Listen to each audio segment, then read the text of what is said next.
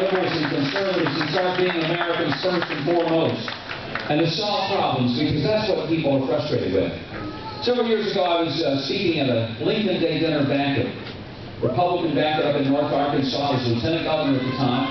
Been in office about a year or so. And I got there early, and there was a large crowd that was gathered, nothing like this.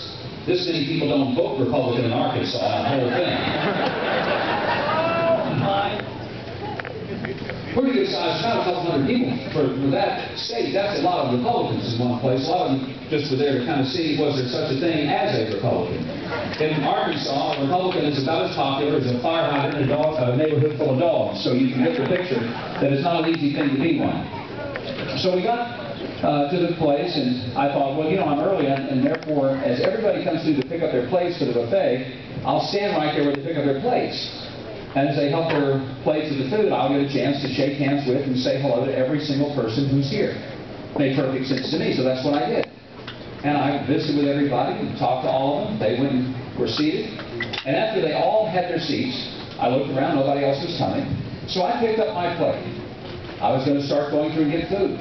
About that time, the young man working at the hotel where the event was held said, "Excuse me, sir, do you have a ticket?"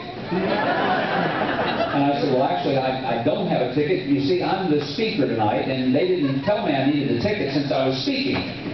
And he said, "Well, I don't know about that. All I know is I'm not supposed to let a guy have a plate unless they have a ticket." And I said, "Well, I guess you don't recognize me. I'm Mike Huckabee. I'm your lieutenant governor." And he said, "Oh, wow, that's cool, man. I never met the lieutenant governor before. But I still can't let you have a plate unless you have a ticket." I realized I wasn't getting anywhere with this young man, so I went and sat at the head table. When I sat down, the chairman of the event, a guy named Dick Holman, looked at me and said, "Were you not hungry?"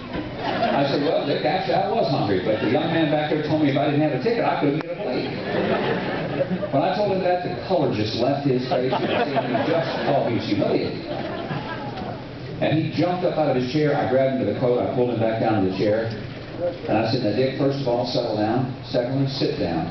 You are not going back there, and you will not say one word to that young man." I said, "That is the first teenager I've seen that did exactly what he was told to do."